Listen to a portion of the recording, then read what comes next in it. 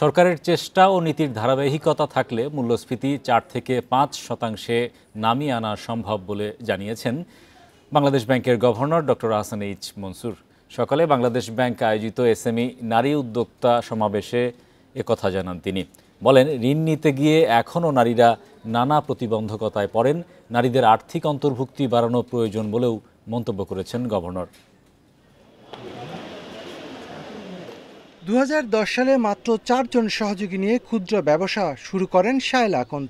ঘরোয়া পরিবেশে বিভিন্ন খাবার তৈরি করে অনলাইনে অর্ডারের মাধ্যমে সরবরাহ করতেন গ্রাহকদের। সে সময় ব্যাংক থেকে ঋণ পেতে অনেক ঝামেলা পোহাতে হয় তার। আমরা ব্যবসা যখন শুরু করেছিলাম, আসলে ব্যাংক প্রথমে আসলে আমাদেরকে সেইভাবে অনেক সময় সহায়তা করে নেই, কিন্তু আমি যখন চ্যালেঞ্জ করেছি, না আসলে আমাকে যদি আপনারা সাপোর্ট দেন আমাদের তাহলে অবশ্যই আমরা কাজটা সুন্দরভাবে এগোতে পারবো। শায়লার মতো অনেক নারী উদ্যোক্তা বিভিন্ন প্রতিবন্ধকতা ও চ্যালেঞ্জ মোকাবেলা করে ব্যবসা করছেন এখন। তবে ব্যাংক থেকে ঋণ পেতে এবং পণ্য রপ্তানিতে নীতি সহায়তা আরও সহজ করার আহ্বান তাদের। একজন নারী যখন লোনের জন্য অ্যাপ্লাই করে, তার কিন্তু অনেক ধকল পোহাতে হয়। তা আমরা এসএমই, আমরা কয়জন পারি আপনার ফ্যাক্টরি লাইসেন্স বা কমপ্লায়েন্সের আন্ডারে করতে? এটা কখনোই পসিবল। রাজধানীর বাংলা একাডেমি প্রাঙ্গণে বাংলাদেশ ব্যাংকের আয়োজনে ৪ দিনের এসএমই নারী উদ্যোক্তা সমাবেশে এসে এসব কথা জানান তারা। বৃহস্পতিবার সকালে উদ্বোধনী অনুষ্ঠানের প্রধান অতিথি কেন্দ্রীয় ব্যাংকের governor doctor Ahsan H Mansur বলেন, নারীদের ব্যাংক ব্যবস্থাপনা, আর্থিক জ্ঞান ও প্রযুক্তি সম্পর্কে সচেতন হতে হবে।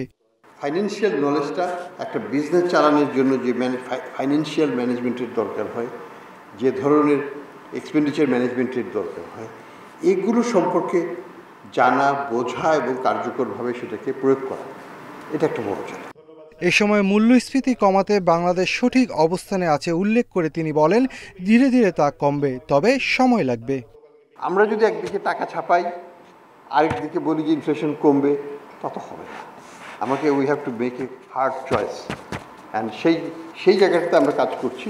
একটু সময় লাগছে, কিন্তু কনসিস্টেন্সি রাখি পলিসিতে।